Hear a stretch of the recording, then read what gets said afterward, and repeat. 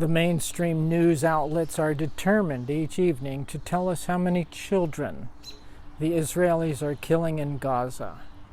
We can tell we're getting the news from a slant, but we're used to that now. It brings up an issue that I think is worthy to discuss.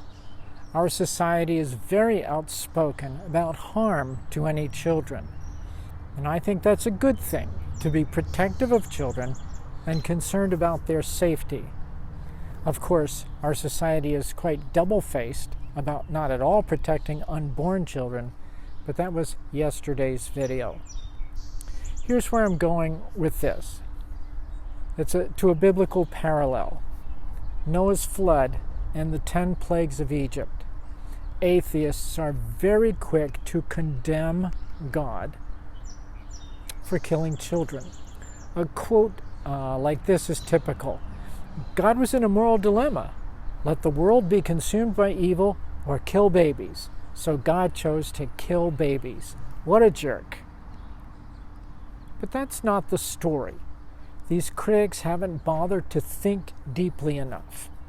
The story was that the world was corrupt beyond imagination, and evil was consuming all society and destroying all people. So here's the difference. God raised up Noah as a preacher of righteousness who told the people to change their ways or they would destroy themselves.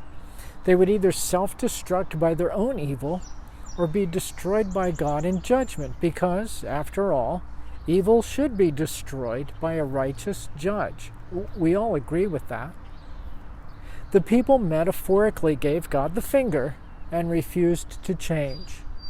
They would continue to raise their children as violent, destructive, hateful, bigoted people, which is not only self-destructive for themselves, but it would also destroy other people and other children. So now when God brings judgment, who is most responsible for the death of those children? The people are. They could have changed, but didn't. And we see the same story at the end of Jonah 3, where because the people changed, God didn't destroy them. It was the people here in Noah's time that decided to call God's bluff, but it was no bluff. Evil cannot be allowed to go unchecked, where the good beings who could do something about it aren't good. You know the saying, the only thing necessary for evil to prosper is for good people to do nothing. Well, what about the 10 plagues of Egypt and the murder of the firstborn? God had given them time after time, chance after chance to repent, come clean, and do the right thing. There would have been no judgment if they had corrected their own course. They didn't. So is God to blame for their own stupidity, rebellion, and perpetuation of evil on their own children and the murder of the Israelite children? I don't think so. God sees a larger picture and has access to more details and criteria than you or me. In the flood, the information we have is that society and civilization had completely collapsed into pervasive and hopeless corruption. Children were being raised in depravity. As we nowadays see children trained in racism or murder from the youngest age, so also then, but worse.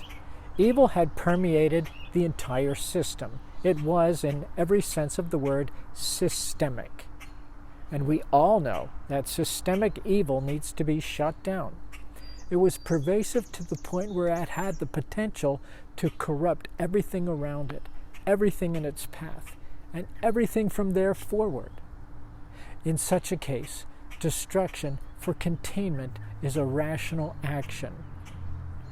Let's just suppose there was a wildly contagious and deadly virus that infected a community, and it had the potential of becoming a world-ravaging pandemic. Would it be right to bomb the village and burn it, even the animals and children who didn't yet seem to maybe not quite possibly have the disease? Why did God drown the animals and children then? If he were really all-powerful, he could figure out a way around that, these skeptics and critics say.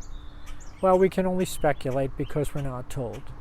But for instance, when we see animals die in a horrendous forest fire, say California or Australia, it pains us and motivates us to be more responsible in our forestry maintenance to reduce the possibility of such devastating fires, or to work better at fire containment management. The death of the animals triggers compassion and science in us to do things differently so that we can protect.